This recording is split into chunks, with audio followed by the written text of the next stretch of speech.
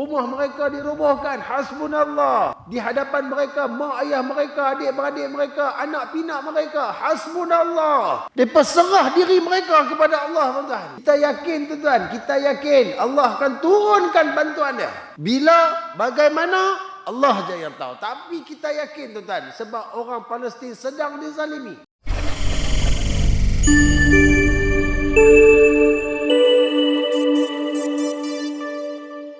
Assalamualaikum warahmatullahi ta'ala wabarakatuh. A'udzu billahi minasyaitonir rajim. Bismillahirrahmanirrahim. Alhamdulillahi rabbil alamin. Wassalatu wassalamu ala sayyidina wa maulana Muhammadin asyrafil mursalin wa ala alihi wa sahbihi ajma'in. Subhanaka la ilma lana illa ma 'allamtana innaka antal alimul hakim. Qala rabbi shrah li sadri wa yassir li amri wahlul 'uqdatam min lisani yafqahu qawli. Allahumma la sahla illa ma ja'altahu sahla. Rabbana 'alaika tawakkalna wa ilaika anabna wa ilaikal masir. Allahumma ij'alna min ahli syafa'ati wa ummati sayyidina Muhammadin sallallahu alaihi wasallam. Amma ba'du. Alhamdulillah, saudaraku hadirin rahmati Allah Subhanahu wa taala. Kita buka pertemuan kita pada malam ini dengan sama-sama kita hadiahkan bacaan suratul Fatihah kepada junjungan besar baginda Rasul sallallahu alaihi wasallam, kepada kaum kerabat baginda, isteri-isteri baginda, para sahabat baginda, para alim ulama, para pejuang Islam, kepada kedua ibu bapa kita sama ada yang masih hidup atau yang telah meninggal dunia, juga kepada pengarang kita Al-Kabair Asy-Syaikh Al-Zahabi dan juga panel penterjemah. Al-Fatihah. A'udzu billahi minasy syaithanir rajim. Bismillahirrahmanirrahim. Alhamdulillahi rabbil alamin. Ar-Rahmanir Rahim. Maliki yaumiddin. Iyyaka na'budu wa iyyaka nasta'in. Ihdinas siratal mustaqim. Siratal ladzina an'amta 'alaihim ghairil maghdubi 'alaihim waladdallin.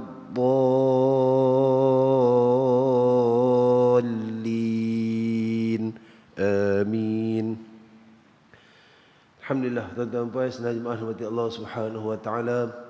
Puji dan syukur kita panjatkan kehadrat Allah Subhanahu wa taala atas rahmat dan limpah kurnia-Nya.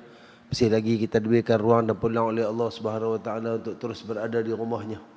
Alhamdulillah, dalam keadaan hadirnya kita hari ini, dikekalkan kesihatan kita, diberikan nikmat kekuatan, dipelihara iman dan takwa kita. Masih lagi kita menjadi pilihan Allah untuk meneruskan pengabdian dan ketaatan sebagai hamba yang menyembah selayak-layak Tuhan. Sesungguhnya Tuhan yang berhak disembah itu adalah Allah Subhanahu wa taala. Maka tuan-tuan dan puan, apa yang ada pada kita sekarang ni merupakan pemberian yang terbesar oleh Allah Subhanahu wa taala yang wajib kita syukuri dan teruskan berdoa minta ke Allah agar apa yang kita terima daripada segala pemberian Allah hari ini, keimanan, Islam, sihat, kekuatan ni, Allah Ta'ala terus kekalkan pada diri kita semua sampai akhir hayat kita, insya-Allah. Amin ya rabbal alamin. Tuan-tuan dan Allah SWT, alhamdulillah, insya-Allah pada malam ni kita sambung lagi pengajian kita menggunakan kitab ringkasan Al-Kabair. Kita masih lagi berada pada dosa yang ke-17 di bawah tajuk penganiayaan dan kezaliman pada muka surat 102. Dan pada pertemuan kita bulan lepas, kita berhenti pada awal muka surat 107. Masih lagi kita membicarakan tentang kezaliman, pembalasan dan juga apa yang akan dilakukan oleh Allah Subhanahu wa taala kepada hamba-hamba Dia yang berlaku zalim. Satu saja saya nak ulang siar balik, tuan-tuan. Wa ma rabbuka bizallamin lil abid. Dan Tuhan kamu tidak sekali-kali akan berlaku zalim kepada hamba Dia. Kalau hari ini kita hidup atas jalan kenikmatan, dalam jalan keimanan, atas jalan yang bawa kita untuk dekat kepada Allah, ini adalah hasil usaha kita. Kita faham, kita korbankan masa, kita korbankan segala-gala sebab kita tahu agama itu dia akan berada di tempat yang paling atas. Apa pun yang berlaku, kita ada isteri, kita ada anak-anak, kita ada mak ayah, kita ada tanggungjawab. Bila mai waktu kita dengan Tuhan, kita tahu apa kita kena buat. Dan kalaulah hari ini kita bebas melakukan dosa dan maksiat serta kemungkaran, jangan kita salahkan Allah kerana kita yang pilih jalan tersebut. Kalau sampai umur sekarang ni tak boleh nak fikir lagi, tak boleh nak tahu lagi kata kita buat ni benda yang salah, bermakna kita memang tak mau ikut apa yang diperintahkan oleh Allah. Maka kalau kita dikenakan azab dan sebagainya, jangan salahkan Allah sebab Allah tidak pernah zalim. Yang tu yang kita tengok pada bulan lepas. Baik, kita nak sambung hari ini tuan-tuan, pada perenggan kedua di muka surat 107 insya-Allah. Wahab bin Munabbih berkata, seorang penguasa yang zalim telah mendirikan sebuah istana. Datang seorang wanita tua yang miskin ke tempat yang berdekatan dengan istana. Lalu dia mendirikan sebuah pondok di sebelahnya, yakni istana itu, untuk menetap di situ. Pada satu ketika, penguasa yang zalim itu menaiki kenderaan dan berjalan-jalan mengelilingi istananya. Ia melihat pondok wanita itu dan berkata, milik siapakah pondok ini? Ada yang menjawab, milik seorang wanita miskin untuk menetap di situ. Kemudian penguasa itu menyuruh orang merobohkan pondok itu. Ketika wanita tua itu datang dan melihat pondoknya telah roboh, lalu ia bertanya, siapakah yang merobohkan pondokku? Seseorang menjawab, raja itu. Dia melihatnya lalu merobohkannya. Maka wanita tua itu mendongakkan kepalanya ke langit sambil berkata, wahai Tuhanku, jika saya tidak ada, di manakah engkau? Lalu Allah Subhanahu wa taala memerintahkan Sayyidina Jibril alaihi salam untuk membalikkan istana penguasa tadi serta orang yang ada di dalamnya. Maka Sayyidina Jibril alaihi salam pun turut melaksanakannya. Tuan-tuan dan puan rahmati Allah Subhanahu wa taala. Kita dah tengok sebelum ni tuan-tuan, antara kesan kita duduk kat dunia daripada kezaliman yang kita buat ke orang, doa orang yang dizalimi tidak ditolak oleh Allah Subhanahu wa taala. Jangan kata apa dah tuan-tuan. Jangan cari penghalang macam mana pun. Kalau kita perkena orang, kita aniaya orang, kita sakiti orang, kita susahkan orang, sekali orang kat tangan ke Allah Subhanahu wa taala, Allah akan bersama dengan orang tersebut. Meskipun orang tersebut sampai tahap tak sembah Allah. Dia kafir. Dia satu orang ahli maksiat, dia ahli fasik. Tapi bila dia melakukan dia kena kezaliman, dia dizalimi tuan-tuan, walaupun dia jahat, walaupun dia kufur, walaupun dia tak sembah Allah, walaupun dia derhaka ke Allah, tapi asbab kezaliman, Allah akan duduk dengan orang yang dizalimi. Cerita yang kita baca sebentar tadi membuktikan bahawa bagaimana keadaan seorang wanita tua yang hilang tempat tinggal tanpa sebab dirobohkan oleh sang raja, tanpa bertanya, tanpa ambil tahu. Bila sebut raja ni, makna kata wanita tadi ni rakyat dia. Orang yang dia kena bertanggungjawab. Dia nampak pula rakyat dia susah. Dia rasa mungkin pondok tu buruk, mencacatkan pandangan istana dia, diminta roboh. Maka powernya ayat wanita ini, jika saya tidak ada, di manakah engkau? Pondok tu dirobohkan dalam keadaan perempuan tu, wanita tua ni tak ada di pondok dia. Dia main-main tengok habis dah ranap siap dah. Maka dia mengangkat tangan dalam meminta kepada Allah, bagaimana benda ni berlaku ketika aku tak ada, di manakah engkau? Kenapa kezaliman sedang berlaku di sini? Lebih kurang macam itulah ayat dia. Dan akhirnya istana tadi dimusnahkan dengan kehendak dan izin Allah sebab kezaliman telah pun berlaku. Tuan-tuan, hari ni kita tengok kezaliman yang besar tak berhenti-henti di hadapan mata kita. Nun di Palestin sana. Kita ni orang bawah ni tuan-tuan, orang yang tak ada kuasa ni tuan-tuan, sedih tengok. Geram. Tak larat menangis tuan-tuan. Tanpa berperi kemanusiaan, saudara seakidah kita sedang dibom, sedang dibunuh tuan-tuan. Hari-hari tuan-tuan. Hilang makanan, hilang tempat tinggal, hilang keperluan asas, hilang ahli keluarga, hilang pekerjaan. Tapi tuan-tuan, dalam keadaan macam tu pun, betapa tenangnya penduduk Palestin. Tuan-tuan perasan tak? Sedih, mereka sedih, kita nampak mereka sedih. Tapi bagaimana ketenangan mereka tu tuan-tuan dalam berada dalam keadaan tersebut, kita pun nak heran. Siap yang boleh bergembira dengan kematian ahli keluarga dan dia mengakui bahawa ahli keluarga dia itu syahid. Dia memuji Allah. Bila lihat rumah dirobohkan, puji Allah. Kalimah-kalimah yang bermain di bibir mereka, hasbunallah, la ilaha illallah, Allahu akbar, alhamdulillah. Tuan-tuan, iman orang Palestin, tuan-tuan, kalau kita tengok lah ni dengan kita, mungkin kita mewah, mungkin kita kaya, mungkin kita hebat, tapi iman kita jauh ketinggalan, bertiang-tiang. Dan mereka, tuan-tuan, hanya mengadu kepada Allah. Rumah mereka dirobohkan, hasbunallah. Di hadapan mereka, mak ayah mereka, adik-beradik mereka, anak pinak mereka, hasbunallah. Mereka serah diri mereka kepada Allah, tuan-tuan. Kita yakin, tuan-tuan, kita yakin Allah akan turunkan bantuan dia. Bila, bagaimana, Allah saja yang tahu. Tapi kita yakin, tuan-tuan, sebab orang Palestin sedang dizalimi.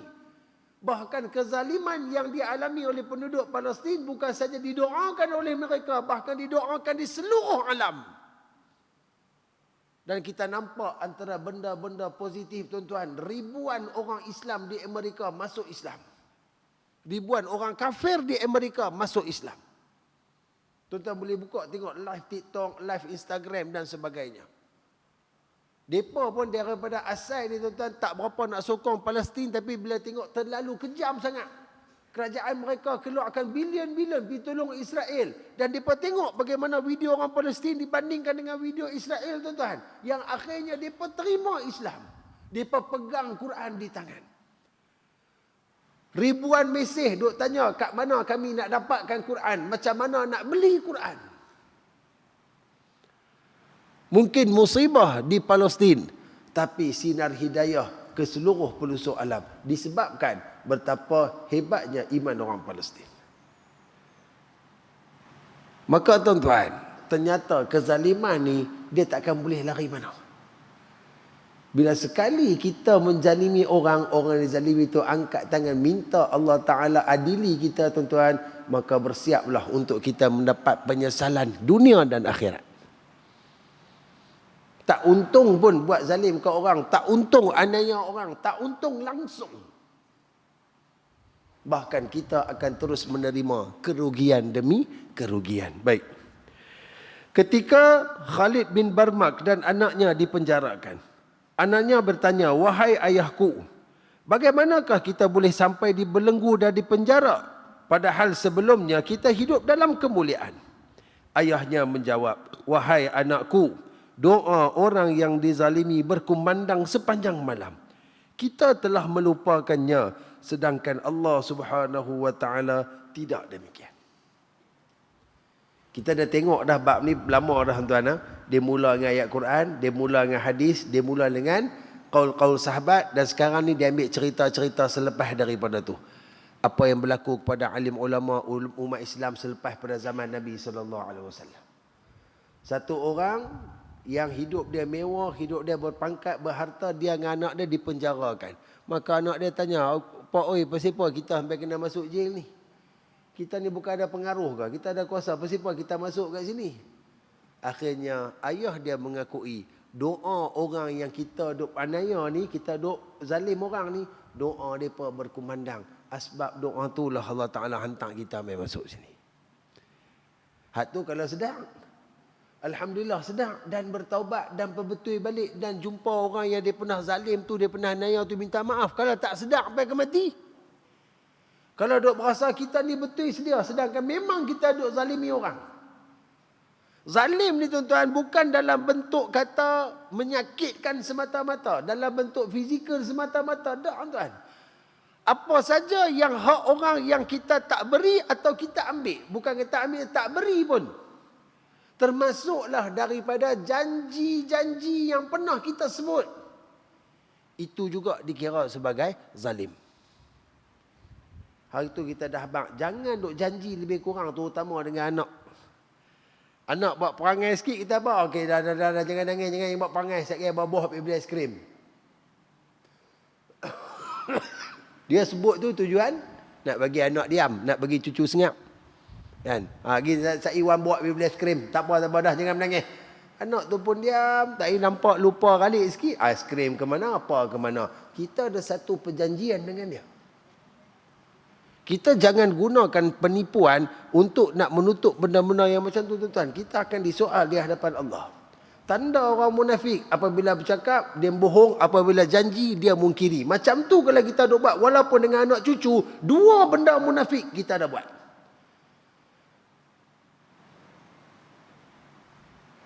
Jaga-jaga, tuan.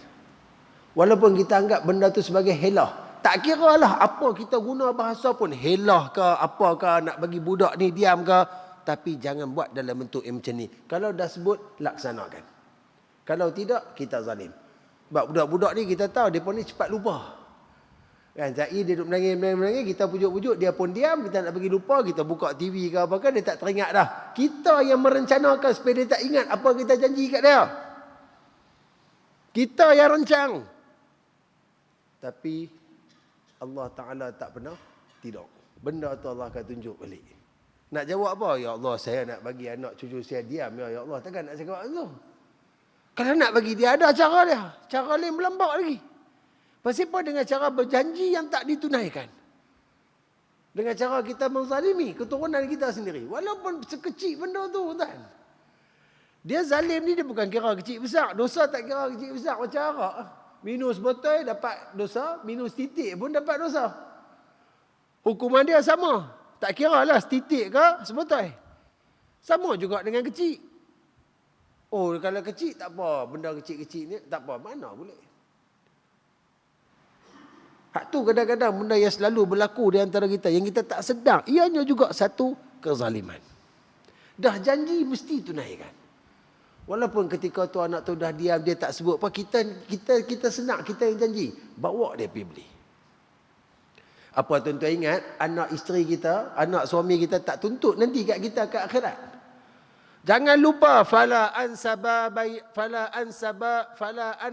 bainahum yauma idzin wala yatasaalun. Yang cerita kat akhirat nanti tak ada dah keturunan nasab-nasab ni. Kat dunia kita ada nasab, kita ada keturunan. Kalau kita buat carta, kita naik ke atas mak ayah kita, naik kepada tok-tok nek kita, bawah kita turun dengan isteri kita, anak-anak cucu kita apa semua, boleh buat carta. Akhirat tak ada carta. Akhirat tak ada nasab. Akhirat nafsi. Isteri boleh tuntut kat suami, suami boleh tuntut kat isteri, anak-anak boleh tuntut kat mak ayah. Ini semua termasuk di dalam kezaliman. Jangan buat main, tuan. Apa perasaan kita apabila yang duk tuntut ni nak ambil pahala kita, orang yang dulu kita tatang, yang kita sayang, isteri kita, anak-anak kita. Tapi nak buat macam mana? Akhirat bukan tempat nak bersujud, nak cari amal ibadat. Tak dah. Akhirat ni tempat nak menerima pembalasan. Apa yang Allah Ta'ala sebut, apa yang Allah Ta'ala nak, benda tu kita kena terima dengan pasrah. Jangan sampai kita jadi orang yang rugi di sana. Saya ambil sikit daripada kitab asal, tuan-tuan. Berkata Hakim bin Yazid, aku tidak pernah takut kepada sesiapa pun, seperti takutku kepada seseorang yang aku menzaliminya. Padahal aku tahu benar-benar bahawa tiada sesiapa pun yang dapat menolongnya daripadaku selain Allah saja. Orang itu lalu mengucapkan, Hasbi Allah, memadailah aku ada Allah.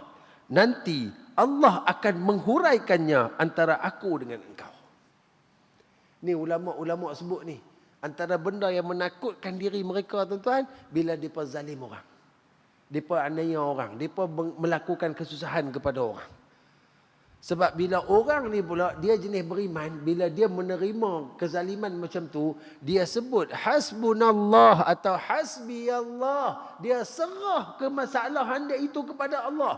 Dia minta Allah tolong uruskan kezaliman yang sedang menimpa diri dia. Maka ulama tadi berkata, Allah akan huraikan apa yang berlaku. Allah akan settlekan semuanya. Dan kita sebut juga sebelum ni, saya nak sebut berkali-kali tuan-tuan. Ulama pesan, hindarkan diri daripada melakukan dosa melibatkan manusia. Sebab syarat taubat bertambah. Satu syarat yang duduk di tempat pertama, dapatkan kemaafan manusia. Tuh media-media sosial bercambah tuan-tuan, orang duk cakap ikut dan. Tak kira lah dari segi kepentingan politik ke, dari segi kepentingan kerabat ke, dari segi kepentingan harta kekayaan ke. Dia nak sapu, dia sapu siapa pun. Dia tak kira mufti ke apa ke, tok-tok guru, alim ulama, dia tak kisah dah. Dia nak kata, dia kata. Semua kata-kata ni tuan-tuan, kalau betul tak apa. Bukan maksud tak apa ni boleh mengata ke orang. Kurang-kurang ringan dah sikit. Tapi kalau kata tu benda yang tak betul, benda umpat, benda fitnah tuan-tuan, zalim. Dan benda ni mungkin untuk kita, alah saya tulis pun lepas 2-3 hari hilanglah komen tu. Tuan-tuan, di sisi Allah, benda tu telah pun dimaktubkan sebagai benda yang akan dihisab. Di sisi malaikat dah tercatat rapi. Wa ma yalfizu min qaulin illa ladaihi raqibun atid. Tak ada apa yang dilafazkan, yang dilakukan, melainkan semuanya dicatat raqib dan atid. Jangan kan? Benda ni akan bawa balik masalah kat kita. Penat cari pahala tuan. Hari ni tuan-tuan pergi kerja okey.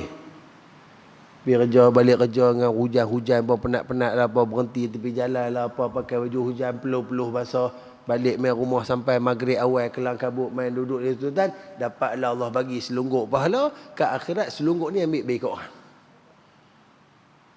Orang dapat macam tu tuan, dapat buta-buta, cemeh, kering-kering yang dapat pahala kita. Sebab apa? Sebab kita punya pasal. Kita juga yang buat supaya pahala kita pergi kat dia. Tuan-tuan sanggup ke tengok depan mata pahala nanti Allah ambil pahala kita bagi ke orang? Tuan-tuan sanggup ke? Hari tu kalau kata bila kita tengok keadaan tu ditambah pula depan mata kita, neraka ni nampak depan mata, julangan api dia tuan-tuan, panas dia tu dah mula merasa tuan-tuan. Waktu tu duk mula nak tunduk, nak sujud, Allah larang, bangun. Hang nak tunduk, hang nak sujud buat apa? Sini bukan tempat ibadat. Bangun. Sini tempat menerima pembalasan. Tempat ibadat, hang dah lepas dulu, aku bagi tempo ke hang. Apa pun hang tak buat, hang cari benda yang menyusahkan hang. Nak kata apa kan? Itu kita duk sebut selalu, kita lah yang tentukan nasib kita. Syurga neraka sebenarnya pilihan tu di tangan kita. Kita memang duk pilih syurga, mana ada orang sebut nak pergi neraka kan? Cuma ada 1-2 lah yang pernah dengar, kalau aku pergi neraka pun ada masalah pun. Amboi, kebai sungguh kan.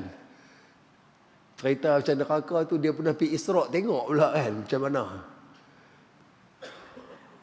Kan kita sebut nak pergi syurga kan, perbuatan kita seiring tak dengan apa yang kita sebut nak pergi tu.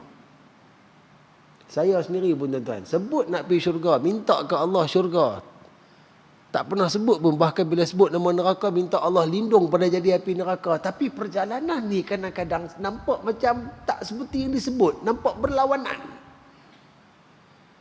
Ya, kita lemah, ya, kita ada masalah, kita ada kesilapan, kesalahan, taubat, berhenti, minta maaf, jangan buat dah. Itu jalan dia. Ini ulama pesan, mereka punya takut kalau dosa mereka melibatkan manusia. Baik tuan-tuan, tengok balik pada kitab-kitab. Sayyidina Abu Umamah Al-Bahili radhiyallahu anhu berkata, pada hari kiamat nanti, orang yang zalim akan bertemu dengan orang yang dizalimi di atas titian yang dijadikan di atas neraka Jahannam, yakni As-Sirat. Ia akan memberitahukan kepada orang yang zalim itu kezaliman yang telah dilakukannya. Orang yang dizalimi itu tidak akan meninggalkan si zalim sehingga ia mengambil semua kebaikan si zalim. Setelah kebaikannya habis, maka dibebankan kepada si zalim kejahatan orang yang dizalimi sehingga akhirnya ia akan dimasukkan ke dalam neraka yang paling bawah. Hari ini kita jumpa ada hadis Nabi tuan-tuan. Dan kita pun dah bagi tahu dah, hisab ni ada 2 fasa. Fasa pertama, amal ibadat kita sewaktu kita hidup di dunia. Tengok dosa pahala kita tele betul-betul, okey puas hati. Fasa kedua, siapa-siapa yang kita pernah buat masalah nak tuntut pada hari itu, semua akan keluar. Tang itulah yang disebutkan di sini, pahala kita ambil bagi ke orang sampai kering, tak ada apa dah, pahala dah clear, orang dok ada lagi nak tuntut, ambil dosa orang tok kat kita. Hebatnya kita. Hebatnya orang yang zalim. Kira Allah tak lepas tuan, tak lepas. Jangan risau tuan-tuan, kalau hari ni orang zalim kat tuan-tuan, apa tuan-tuan kena buat? Sabar tuan. Walaupun saya tahu sebutan sabar ni senang pada tukang menyebut. Kena baru tahu. Kan? Pandai-pandai cakap sabar, tak kena kat hang tak apalah. Apa lagi nak cakap tuan-tuan? Nabi SAW pun suruh kita bersabar. Dan orang Palestin sendiri pun dia tahu apa yang berlaku sekarang ni dengan tanpa bantuan pada mana-mana pihak. Depa kata kami kena bersabar. Sebab sabar tu saja tuan-tuan, kunci. Memang sabar ni sakit tuan-tuan, tapi dia punya nikmat dia nanti kita jangan tahu. Nak cerita tak reti tuan. Kalau hari ni orang buat apa-apa kat kita, orang perkena kita, orang tipu kita, orang ambil hak kita dan sebagainya tuan-tuan, sabar tuan. Habis-habis tak mampu sabar, mengadu kat Allah. Jangan mengadu kat makhluk. Jangan mengadu kat Facebook. Mengadu kat Allah. Kalau tuan-tuan betul-betul nak Allah Ta'ala tolong, hasbunallah wa ni'mal wakil. Sebut selalu. Ya Allah, aku serah kepada Engkau. Cukuplah Engkau yang ada pada aku. Kau tahu apa yang berlaku kat aku, Ya Allah. Bantu aku, Ya Allah. Aku dizalimi. Tuan-tuan sebut macam tu, tuan-tuan. Tuan-tuan tengok saya apa Allah nak buat. Allah takkan duduk diam, tuan-tuan. Nabi dah bagi tahu clear, Allah takkan duduk diam. Percayalah, Allah sendiri mengaku Allah takkan bersama dengan orang yang zalim.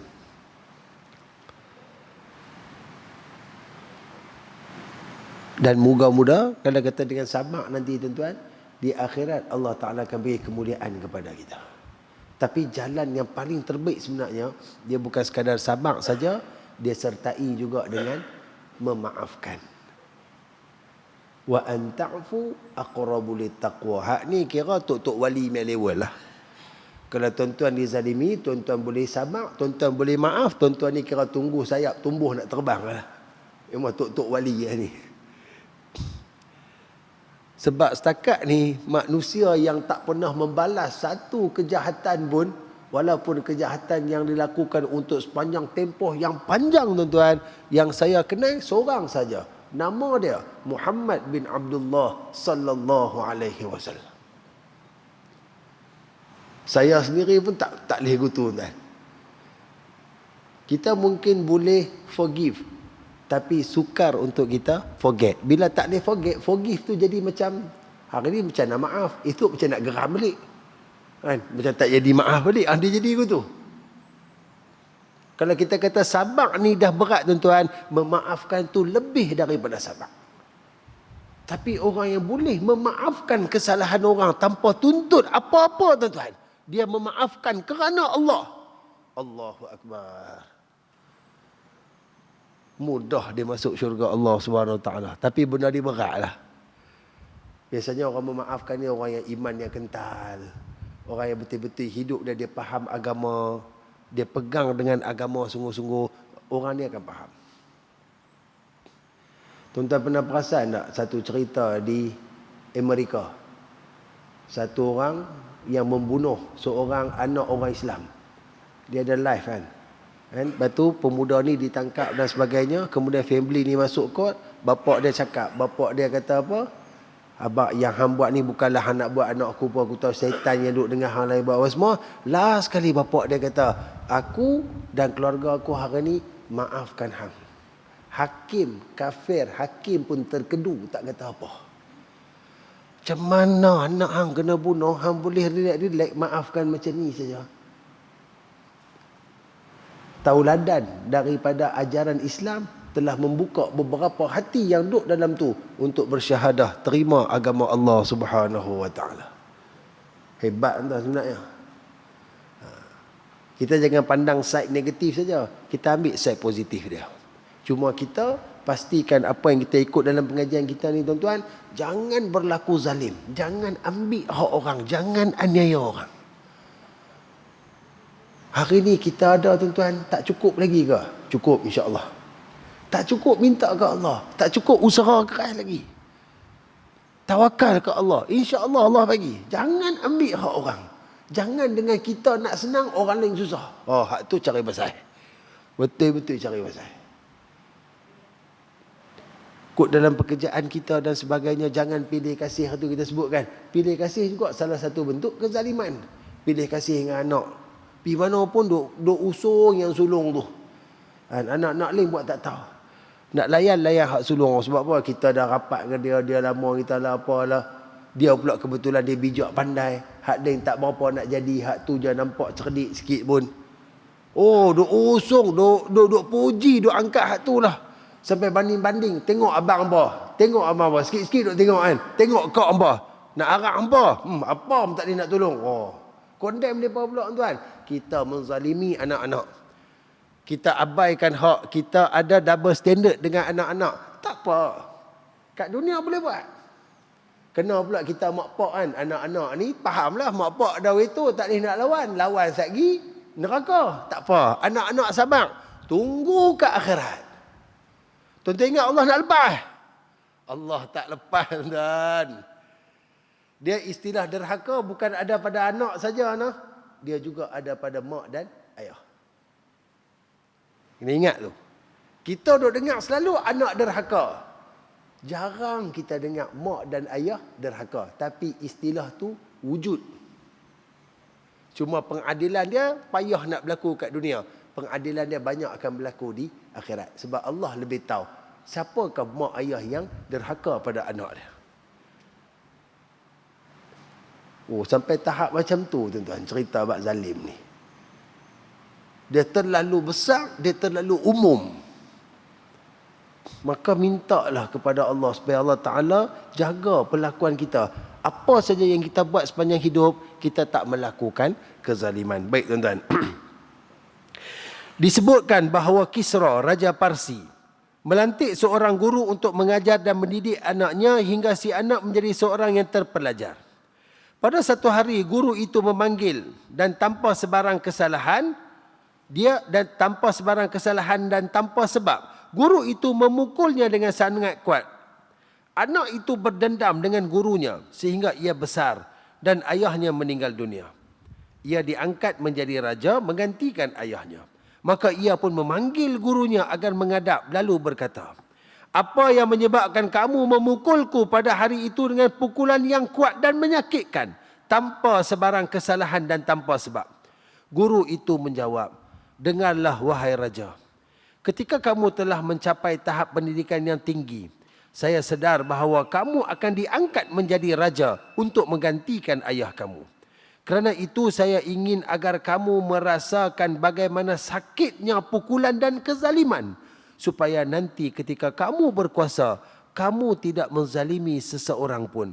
Raja pun berkata, "Semoga Allah membalasmu dengan kebaikan." Lalu raja pun memberikannya hadiah dan membiarkannya pulang. Seorang guru mengajar anak raja, duk tak duk satu hari, panggil mai pukul betul-betul.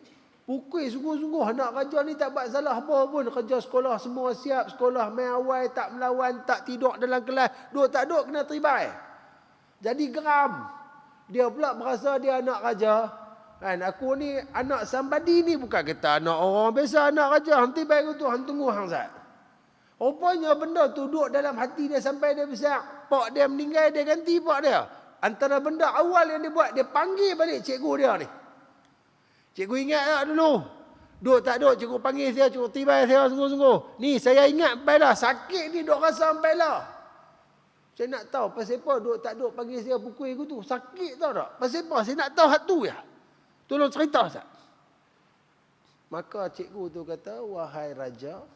Dulu anak murid lah dah jadi raja. Dia panggil, "Wahai raja, Kalau hang boleh rasa sampailah sakitnya dari sebab yang hang rasa aku zalim hang, ini pengajaran aku untuk hang. Hang jangan zalimi rakyat hang. Sebab macam ni lah sakit yang mereka akan rasa kalau hang buat lebih kurang dengan mereka. Alhamdulillah raja ni faham. Rupanya guru aku ni satu orang yang sangat jauh pandangan dia. Dia nak ajak aku satu benda yang sekarang ni baru aku tahu apa tujuan dia. Diberikan hadiah yang cukup lumayan dan dipersilakan, dibiarkan guru dia tadi pulang. Asal dia nak panggil tu nak hukum. Tak puas hati. Ni cerita pemimpin, tuan-tuan. Siapa-siapa pun kalau nak jadi pemimpin, tuan-tuan, jangan zalim. Jangan zalim. Cakap mesti ditunaikan. Apa yang disebut mesti dilaksanakan. Tuan-tuan, kalau jadi ketua tak kiralah apa-apa organisasi. Daripada sekecil-kecil JKKKKK ke ataupun daripada apa-apa organisasi lah. Persatuan penduduk ke, kan? Ataupun yang tu dah kita ambil yang kecil-kecil, tak mau besar-besar. Hak tu pun jangan zalim. Apatah lagi hak besar-besar. Apatah lagi hak melibatkan urusan kewangan dan sebagainya.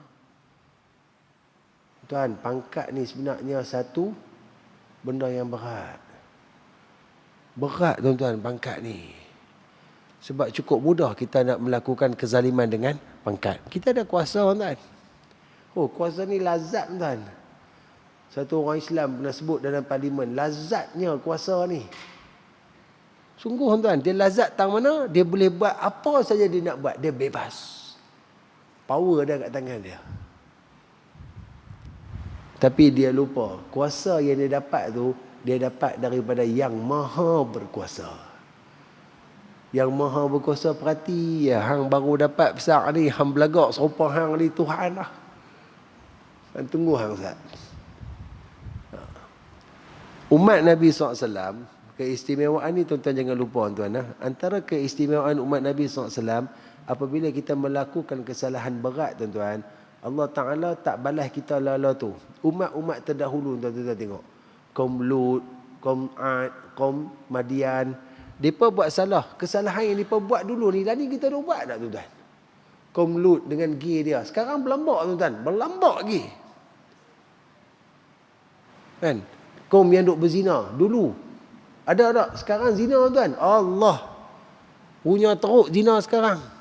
Orang dulu minum arak. Orang lah pun minum arak. Orang dulu tak sembah Tuhan. Orang lah pun tak sembah Tuhan. Tapi orang dulu, tempoh mereka tu sat ya. Tak mau juga, duk buat juga benda larang, terus azab turun. Settle satu kampung, satu negeri, satu negara, settle. Nabi Nuh alaihi salam, banjir dia settle satu dunia. Selamat, salin balik. Tapi kita sampai sekarang bala ni tak turun-turun. Asbab berkat doa Nabi SAW. Supaya kita mendapatkan tempoh untuk bertaubat kepada Allah. Ada waktu nak perbetui diri kita. Jadi tuan-tuan, kita tak tahu tiba-tiba Allah boleh turunkan azab dia kepada kita. Kita tak mahu, tuan-tuan, jadi macam ni, tuan. Pasal apa? Biarlah kita hidup dalam keadaan Allah rahmati kita selalu, Allah redai kita, tuan-tuan. Tak untung pun kalau kita hidup dalam laknat dan kemurkaan Allah. Sikit lagi insya-Allah, tuan. Di antara kezaliman adalah mengambil harta anak yatim. Allah, hak ni pun, tuan-tuan. Telah disebutkan sebuah hadis yang diriwayatkan oleh Sayyidina Muaz bin Jabal radhiyallahu anhu ketika ia diberi pesanan oleh Rasulullah sallallahu alaihi wasallam. Takutlah olehmu akan doa orang yang dizalimi, kerana antara dia dan Allah tidak ada penghalang. Ini Nabi pesan kat Sayyidina Muaz radhiyallahu an yang kita sebut tadi, tuan-tuan. Takutlah, Nabi kata, takutlah hang dengan doa orang yang dizalimi. Doa dia waktu tu mustajab sungguh-sungguh. Memang tak ada halang apa pun. Tak ada malaikat yang mampu nak tolak doa tu untuk sampai kepada Allah Subhanahu wa taala. Tuan-tuan, cerita anak yatim ni, tuan-tuan, jangan buat pasal. Allah dah sebut dah dalam Quran siap-siap, innal ladzina ya'kuluna amwalal yatama zulma innama ya'kuluna fi butunihim nara. Sesungguhnya orang-orang yang memakan harta anak yatim secara zalim. Ni dalam bab kita nak bincang ni, makan secara salah. Bukan harta dia, bukan hak dia. Dia terima amanah untuk jaga harta satu orang anak yatim, dia gabui harta tu. Dia guna untuk diri dia. Innama ya'kuluna fi butunihim nara. Dia ni sedang menyuapkan bara-bara api neraka ke dalam perutnya. Kira harta yang dia makan tu seolah-olah itu bara-bara neraka yang duk masuk dalam perut dia. Hak tu nanti yang akan menggelegak, membakar dia daripada dalam diri dia di neraka Allah. Tak cukup dengan tu. Wasayaslawna sa'ira. Dan kami akan bakar, panggang, hanguskan dia di dalam neraka sa'ir Allah Subhanahu wa ta'ala. Anak yatim ni antara fast track nak masuk syurga, tuan. Kalau tuan-tuan jumpa, tuan-tuan tahu tempat tuan-tuan ada anak yatim, tak kira lah anak menakan tuan-tuan ke, anak jiran ke, atau siapa-siapa yang tuan-tuan tahu anak yatim. Ayah dia meninggal ataupun mak ayah dia dua-dua meninggal, tuan-tuan. Hidup ni nampak susah. Tuan-tuan pergi tolong. Tuan-tuan bagi bantuan. Nak raya tuan-tuan bawa beli baju, nak sekolah tuan-tuan bawa beli baju. Kadang-kadang mungkin tuan-tuan ada dapat gaji bulanan, tuan-tuan bagi sikit duit belanja kat dia dan sebagainya. Tanya apa yang dia perlukan, tuan-tuan cuba sempurnakan keperluan dia, tuan-tuan. Nabi SAW kata, orang yang jaga anak yatim, dia dengan aku dalam syurga macam ni. Apa maksud macam ni, tuan-tuan? Pertama, dia ada dua maksud yang kita boleh faham. Maksud pertama, dia akan duduk dekat dengan Nabi SAW. Kira macam ni cerita dekat. Macam kita nak bak, oi saya dengan dia macam ni. Kita faham lah kan? Oh, rapat sungguh ni. Kalau nak amat lagi rapat, dia naik atas ni pula. Tu jadi lain lah. Duduk tepi lah. Ni rapat ni. Kami memang best friend pada dulu ni. Nabi kata orang yang jaga anak yatim, dia dengan aku macam ni. Pertama, nikmat yang Allah Ta'ala bagi pada hari mula kita masuk syurga, tak ada pengakhiran. Hari-hari kita boleh tengok wajah Nabi SAW. Hari-hari. Tak ada ending, tuan-tuan. Hari-hari. Tiap-tiap hari. Anak yatim. Yang kedua, kita antara penghuni syurga Firdaus Allah. Sebab bila duduk dengan Nabi, Nabi berada dalam syurga Firdaus. Syurga yang paling tinggi, syurga yang paling banyak nikmat, syurga yang dalam dia bukan hanya ada Nabi SAW semata-mata, dalam dia ada Nabi-Nabi, ada Rasul-Rasul, ada orang-orang soleh. Kita tiba-tiba kutu tepi jalan ni, tuan-tuan kan? Semut hitam yang tak ada apa. Asbab kita jaga anak yatim, Allah bawa kita duduk dengan Nabi-Nabi dan Rasul-Rasul dan Nabi kesayangan kita Muhammad sallallahu alaihi wasallam. Imagine, tuan-tuan. Imagine. Antara cara nak tengok Nabi sallallahu alaihi wasallam, nak duduk dengan Nabi, nak pandang wajah mulia Nabi sallallahu alaihi wasallam, tuan-tuan, carilah anak yatim, jaga kerana Allah. Dia bukan maksud kita jaga tu dia kena berjaya, tak, tuan-tuan. Kita ambil tahu hal dia. Macam mana kita duk jaga anak kita makan pakai apa semua, jaga satu dua anak yatim yang kita tahu, tuan-tuan. Allah. Sampai macam tu Nabi sebut kebesaran bela anak yatim, tiba-tiba kita boleh jaga, kita pergi rembat harta dia, tuan-tuan. Jangan cari pasal, tuan. Teruk, tuan-tuan, teruk. Cerita dia sangat-sangat teruk.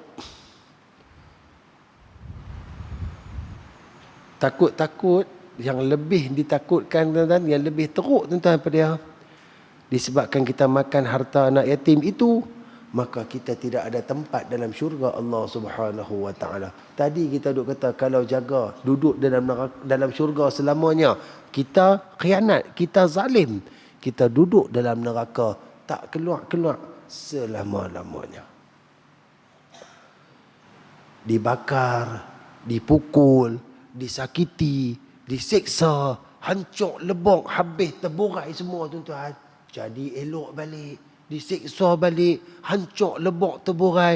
Jadi elok balik, diseksa balik. Lagu itulah duk berulang-ulang sampai bila. Tidak ada pengakhiran.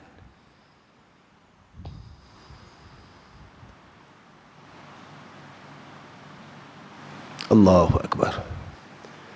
Moga Allah jauhkan kita daripada ahli neraka Allah SWT. Amin.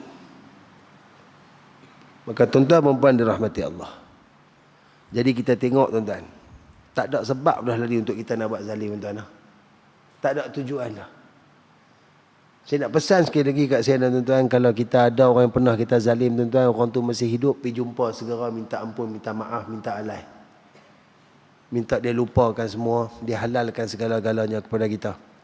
Selagi dia tak maafkan kita, dia tak halalkan segalanya, Allah Ta'ala takkan terima taubat kita. Pergi kena cakap. Ingat tak dulu ni? Hang pernah abang kata rumah hang ada orang pecah masuk, habis hilang duit hang apa semua. Hang cerita kat aku pun buat terkejut. Akulah yang pecah tu. Bak aku kawan dengan hang rapat, aku tahu tak mana tingkat hang yang elok, tak mana rumah hang yang nak masuk apa semua aku tahu.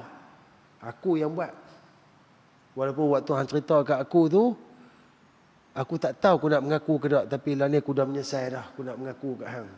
Oh, hang tak guna punya kawan lah, tak apalah, katalah apa pun. Hang katalah apa pun kat aku, betul aku jahat. Lah ni aku dah tak mau buat dah benda tu. Aku nak taubat ke Allah, aku nak minta maaf kat hang. Biasanya tuan-tuan, gentlemannya satu manusia yang berani mengaku kesalahan, orang akan lembut. Tak apalah, benda pun dah lama dah. Hari tu aku hilang 10,000 ya. Hamba maaf aku mai balik 10,000 tu.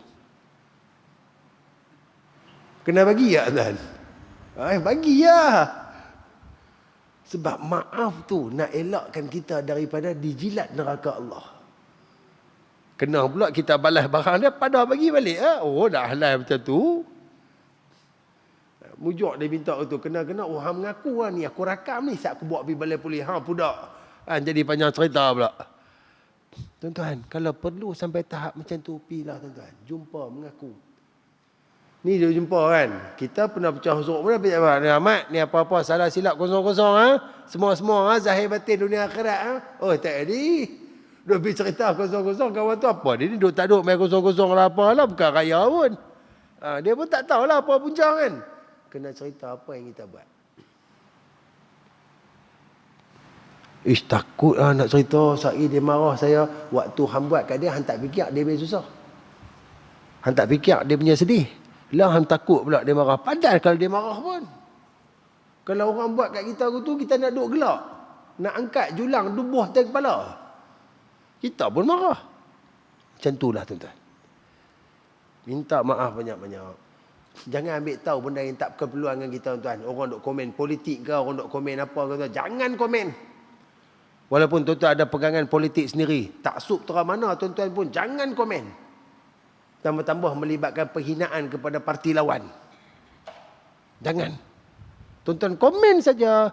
Bila tuan-tuan duk tag tu tak nak apa lagi. Tuan-tuan enter saja, benda tu masuk dalam media sosial, orang lain dah mula tengok. Ni, tang sini dah siap enter semua dah. Dah siap digazet dah dalam ni.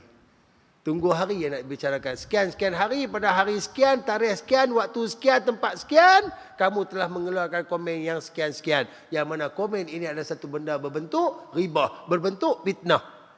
Dicatatkan oleh malaikatku. Mengaku tak? Tak mengaku. Allah tayang balik. Tu hang duk tulis tu apa dia? Jangan kan. Cukup-cukup dah. Jaga jari, jaga lidah, jaga amal kan. Cukup-cukup dah. Pakat nak mati belakang dah kita ni. Nak mati dah. Tak lama dah.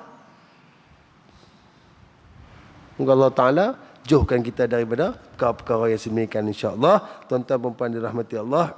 Saya berhenti setakat ni dulu. InsyaAllah kita akan sambung lagi pada pertemuan yang akan datang. Selepas ni insyaAllah tuan kata tak apa, kita boleh selesaikan pada bab menzalimi ini. Kita ada 2 lagi subtopik. Melewatkan membayar hutang, juga menahan mas kahwin dan nafkah. Satu yang saya nak abang tuan, nanti kita cerita lain. Dalam bab hutang ni, Allah Subhanahu Wa Taala sangat memberatkan hamba dia dengan hutang. Maksud memberatkan, Allah Ta'ala takut kalau hamba dia ni terlibat dengan hutang. Sehingga kan ayat tentang hutang itu menjadi ayat yang paling panjang di dalam Quran. Ayat yang terpanjang ayat 283 surah Al-Baqarah. Semuka daripada atas sampai bawah 15 baris, satu ayat ya. Ya ayyuhalladzina amanu idza tadayantum bidainin. Allah ajak kita tentang hutang. Dia 2 muka surat lah sebelum habis surah Baqarah. Tuan-tuan kalau rajin, tuan-tuan balik, tuan-tuan tengok terjemahan ayat tu. Macam mana nak hutang, berapa kita kena ada saksi, kena tulis, kena tu, kena ni. Allah ajak clear buat hutang. Sebab hutang ni tuan-tuan, kalau kita mati dalam keadaan berhutang, walaupun kita mati syahid di jalan Allah berjihad, nyawa kita hilang disebabkan kita pertahankan agama Allah, syurga belum tentu milik kita selagi kita ada hutang. Tergantung. Sampailah Allah Ta'ala yang akan menyelesaikan. Allah tengok bagaimana Allah nak selesaikan. Itu juga termasuk dalam kezaliman. InsyaAllah kita akan tengok dengan detail pada pertemuan yang akan datang. Yang baik itu daripada Allah Subhanahu Wa Ta'ala. Yang buruk itu pada kelemahan, kehinaan, kebodohan diri saya. Mohon ampun dan maaf tersalah bahasa, tersilap kata. Tuan-tuan dan puan, kalau ada apa-apa kebaikan yang boleh kita ambil pada pertemuan malam ni, balik lagi pakai cerita, kongsi-kongsi dengan isteri kita, suami kita, anak-anak, rakan-rakan, jiran-jiran. Mudah-mudahan ilmu yang baik bila kita faham, kita sampaikan. Manfaat ilmu akan lebih meluas, dan bila kita cerita ke orang, ajak ke orang tentang kebaikan, orang amalkan. Selama mana ianya diamalkan, selagi itu kita akan terus diberi pahala yang mengalir oleh Allah Subhanahu Wa Ta'ala walaupun dah mati. Ilmin yuntafa'u bih, ilmu yang bermanfaat akan terus memberi bantuan pahala kepada kita insya-Allah. Wa sallallahu ala sayyidina Muhammad wa ala alihi wa sahbihi wa sallam. Walhamdulillahi rabbil alamin. Wa hadza wa billahi taufiq.